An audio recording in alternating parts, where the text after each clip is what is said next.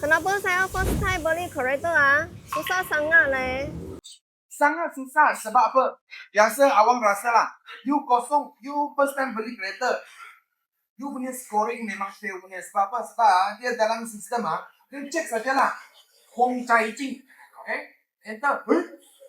Kertas putih tak pernah beri barang-barang apa So sekarang you mau minta apa? You mau minta pinjam wang Betul tak? Okay, so you minta wang bang, pinjam sikit wang. Oh, ya ke? Ya, I cek.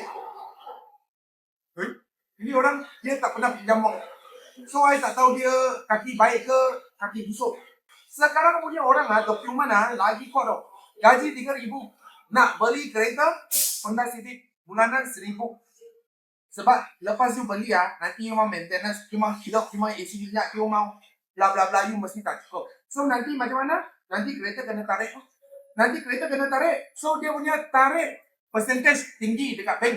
So you pergi buat pinjaman dengan bank, dia mesti takut pinjaman. So bank dia suka yang ada record punya orang. Kalau you ada credit card, let's start. You pernah dapat satu credit card. Dalam credit card limit ada 10,000. Itu uang 10,000 I kasih orang dekat dia punya kunci Dia pun kadang-kadang pakai. Dia tengok itu dia bulan you bayar cantik tak. Dia tengok, dia bulan, okay bayar cantik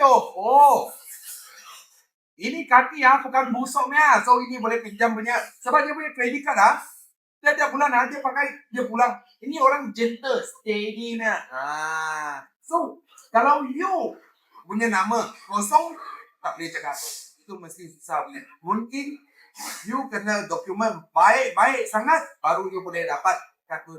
Ataupun you ada kereta. Strongkan you punya dokumen, you baru dapatkan kereta pertama.